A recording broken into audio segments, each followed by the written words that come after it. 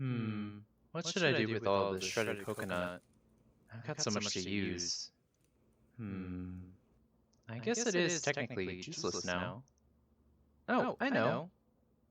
Hello everyone and welcome back to another episode of the Max AC channel. For this month we will be continuing to make more drinks, but for this month's theme we will be doing a second round of Juiceless July, where we will be focusing on 5 different drinks that don't use fruit juices in their recipes. For the last episode for this month we will be making some coconut limoncello.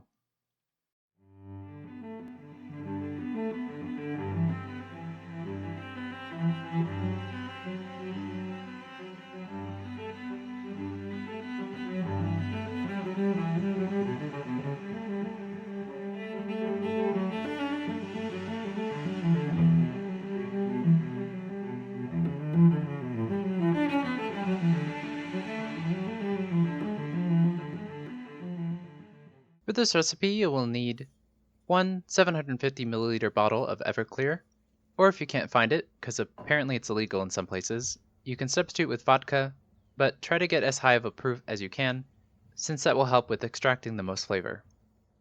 You will also need 10 to 12 lemons worth of peels, and much later on in the process you will need about 3 cups of sugar and 3 cups of water. And if you want to just make normal limoncello, that's all you need. But I've got a whole bunch of shredded coconut that I want to use from a previous recipe, so I'll be using about a cup of the shredded coconut as well. You will also need a couple of bottles to store your limoncello while it infuses, and a funnel to help pour things in. You will also need a mesh strainer and some paper towel or coffee filter to help strain the solids out as well. First we'll want to get the lemons peeled, so before we start peeling, make sure to give the lemons a wash. Also, I want to give my limoncello a bit of a toasted flavor from the coconut, so preheat your oven to 350 degrees Fahrenheit if you wish to as well. Then with a zester or vegetable peeler, peel off the yellow portion of the lemon peel without cutting into the white portion. The white pith is really bitter, and even just a little bit will make your limoncello taste bitter, so try to be as careful as possible. This process might take a little while, but thankfully the rest of the steps are pretty easy. We just need the peels for this recipe, so use the leftover peeled lemons for another one of my recipes. Once your oven is done preheating, place your shredded coconut onto a baking sheet and toast it for 5 minutes, give it a stir, and then toast it for another 5 minutes, or until it browns to your liking. Once your lemon peels and toasted coconut are ready, grab your empty glass bottles and evenly distribute your peels and coconut into the glasses based on the size of your bottles. You can probably use the bottle your alcohol comes in, but you might need to make room for the extra material, and you will eventually make more liquid later, so I would just grab a second bottle. Speaking of which, grab your everclear and evenly pour it into your glass bottles. Then, seal up the bottles and let the alcohol, lemon peels, and coconut infuse somewhere out of the way and out of direct sunlight for at least 4 days or as long as a month. You can give it a taste after a little while to check the flavor, but the longer you wait, the more flavor will be imparted to the alcohol. During this waiting period, I recommend giving the bottles a shake every once in a while to make sure things are still infusing and so that the sediment doesn't dry out. You can also give it a taste throughout the waiting process to check how the infusion is going, but because we are using very concentrated alcohol, definitely don't grab too much because it's going to taste mainly like rubbing alcohol because, well, it basically is. But once you're done waiting for your lemon peels to infuse, we'll begin the process of turning it into limoncello. First, we'll want to filter out our liquid from the solids, so to do this, grab some paper towels or coffee filters and place it in a mesh strainer and place this in a funnel and place this over a cup or bottle. You'll probably want to filter this a couple of times to get everything super clear, so it might take a little while, but just keep repeating this step until you're satisfied. While this is happening, we'll prepare the simple syrup to sweeten and dilute the alcohol. In a saucepan, add in your water and sugar, and heat this over medium heat, giving it a stir occasionally to dissolve the sugar. Let this simmer for 5 minutes or so, and then let it cool. You can adjust the ratio and amount of sugar and water depending on your taste and your desired alcohol percentage, but I think this is a good amount. Once your simple syrup is cooled and your lemon peel infused alcohol is filtered to your liking, to your storage bottle or jug, add in your infused alcohol and then pour in your simple syrup. Close the bottle and then give this a shake to mix everything together, or give the mixture a stir in your jug and then pour this into a bottle for storage. At this point, your limoncello is pretty much done, though I recommend letting it rest for another week or so to let the simple syrup fully infuse into the drink, which will mellow out the sharpness of the alcohol. But if you can't wait, I recommend at least chilling it in the freezer for a few hours before drinking it.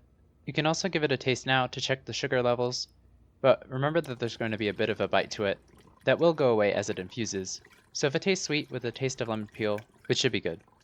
But with that, your limoncello is ready to drink.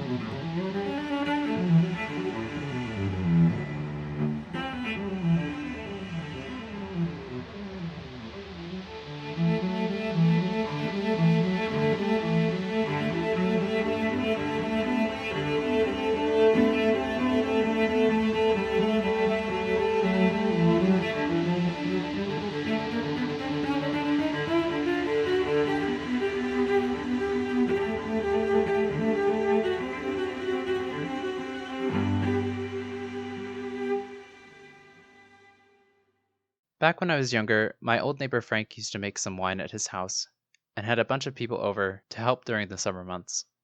So I've always been interested in the process of making drinks. In fact, my first interaction with limoncello was when one of Frank's family members brought over a homemade bottle. I didn't get to try it since I was too young, but I've always wondered how to make the drink, and since I like lemons, I figured I'd eventually make my own batch at some point, and well, here we are.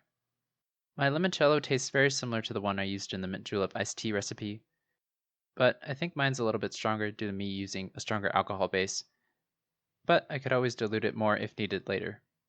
The coconut didn't really add too much flavor, since the lemon is just so present, but I think it adds a nice subtle toasted sweetness that goes well with the sour lemon.